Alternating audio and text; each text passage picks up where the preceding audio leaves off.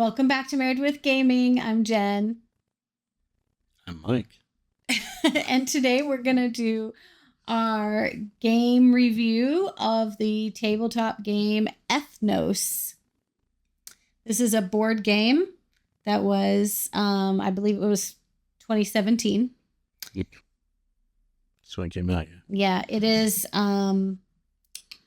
produced by CMON, Cool Mini or Not. And they, I think, are kind of known for having pretty good quality. Yeah, most of their games currently have like Zombicide and such, have a lot of minis in them. But this one doesn't have any minis. It's just a kind of like a placement game. Yeah, kind of like a, yeah. You sort of like a combination of Risk and... Well, you place control over territories, and then who has the most control over it gets the points for it. And it has the fantasy theme. Yes. And so this game is, I think is it 2 to 6? I believe 2 to 6 players? Or is it? Yeah. Yeah. 2 to 6 players. It takes about 45 minutes to an hour to play. And we actually had purchased this game a couple years ago. Got it really inexpensively. And I found it as a bargain, but I also looked at it for a while and thought it would be something interesting that one of our sons would enjoy because he likes these type of games. Mm-hmm. And so when that was a good bargain, I was like, I'll buy 2 copies, send one to him. And I kind of was hoping he would learn to play it and teach me, but we had to learn it on our own. Yeah. And so we've played this as a 2-player game as well as a 5-player game. Yeah. And it does have slightly different rules for 2 and 3 player than it does for 4 and up. So that's one thing to keep in mind. But basically this game is played in the 4-player plus version. It has 3 ages that you play through, and you're trying to keep control or take control of different lands within that age, and you earn points for the lands that you control. Right. And to take control over something, you match cards, whether they're all of one race, like all orc, mm-hmm. or they're all of a matching color, and then you have the lead one on top. Mm-hmm.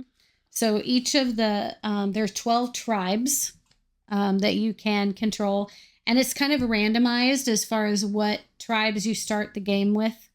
You take the little kind of marker card for each of them, you shuffle them, and you pull 6 out for 4 and up, and I think 5 right, and for 2 and 3 player. It changes up what you can do, strategy, and because each one has a different unique ability. Mm-hmm. Yeah, so they have different abilities and powers that either allow you to place more troops or allow you to get extra points. A lot of different powers. So when you are placing your troops onto your lands, you basically try to accumulate more troops than the other people's, the other players have. And you do that by placing bigger and bigger war bands in play. And when you place a war band, the card that is on top determines what power you have access to. And that power is dependent upon the tribe. So for example, if you place a band and the centaur is on top, then the centaur powers, you can immediately place another band that same turn. And generally it's limited to you either draw another recruit into your hand or you place a band each turn. So this gives you an additional play. Right. And that's something we initially messed up on because we thought it was draw and play every turn, and that is not how it's done. And when you do play, if you don't immediately play another war band, like you mentioned, you basically discard to an area where other people can recruit those. Mm-hmm. Yes. And then the dwarves power at the end of each age, you earn points based on the size of war bands that you played. So you can play a war band of 1 card, but you're not going to get any points for it. But you might get to put a control marker on your territory for it. But when you score at the end of an age, if the leader was a dwarf, then it's scored as if it were one bigger than it was. So you get more points that way. The elves allow you to, instead of discarding all the extras that you didn't play, you can keep a certain number in your hand after you play them. The giants, they give you extra glory by if you have the biggest band of giants in the game. You would get extra glory. Halflings, they don't get to place control markers on the board, so we kind of don't like that. But there are more halflings than any other tribe, and those they allow you to then place bigger bands more quickly because you can put them with any group. So they have no loyalty. Yes. Merfolk.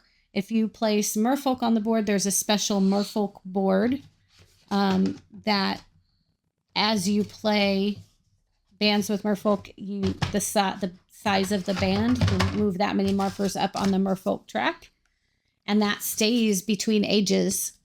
So at the end of the game, the end of each age, if you're ahead, you get more glory. So it kind of represents your underwater allegiance to those forces. Mm-hmm. Then there are minotaurs. That's my eyes deceive me.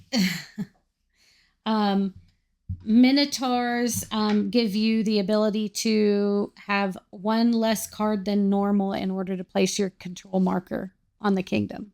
So if you would have needed a warband of 3 to place a marker, you would only need a warband of 2.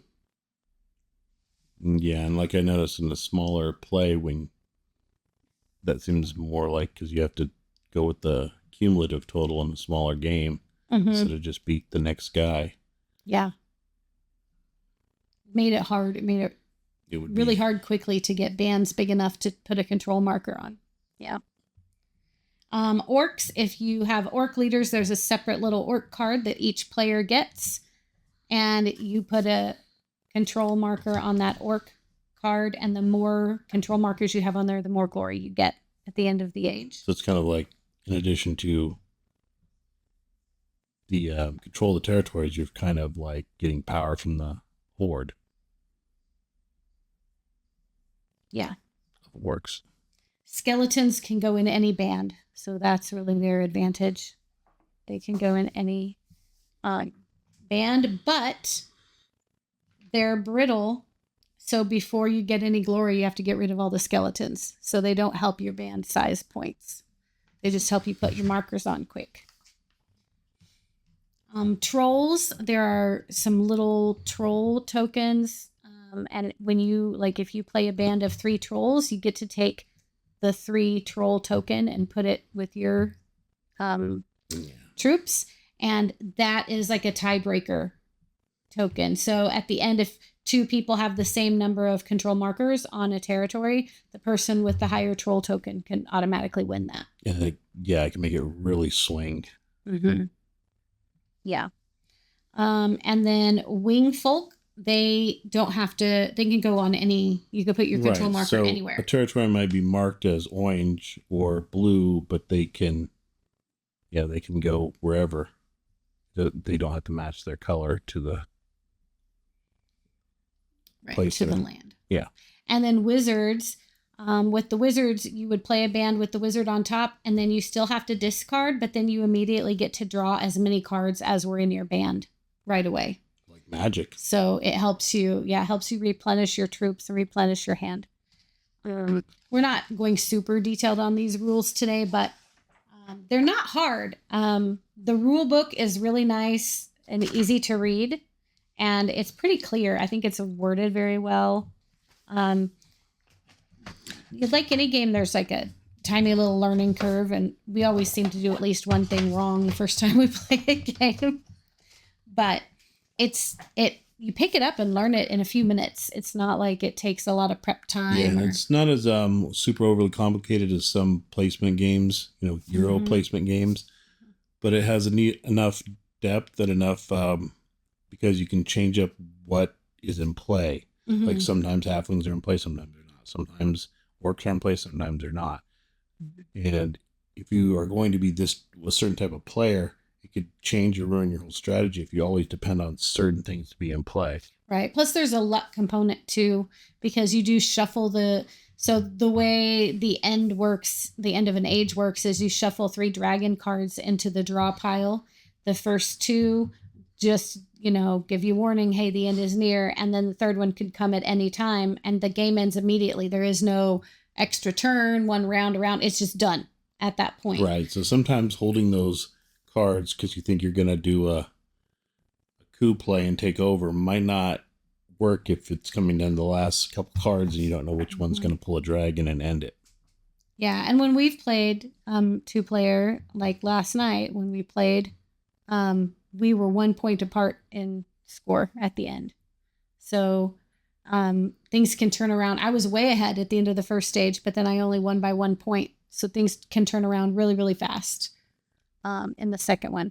Also, I think the box is really nice because it comes with, lots of boxes come with a place to store, but nothing fits right. And it's really annoying. This one, I think it was well designed. Everything fits perfectly. There's extra room. You're not smashing things in after you use them. Yeah, you don't feel compelled to buy a third-party insert. Organizer. Yeah. Yeah, that's really good.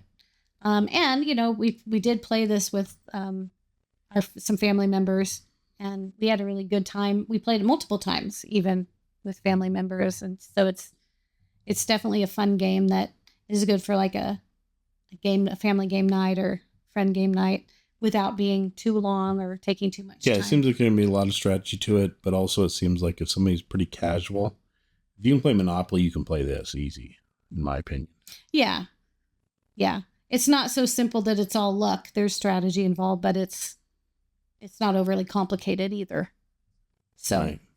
And we really like it. I mean, I think it was a good little investment, a good little find. I don't think it's in print anymore, maybe. Because when I tried to find it recently, I was not able to, other than for some really high pricing on eBay. But if you have the opportunity to pick up a copy, I think it's a decent little game if you enjoy board games. Agreed. Yeah. All right. Well, that's all for today. Thanks for watching. Have fun gaming. And we'll see you next time. Thank you for watching, and please take a moment to like and sub.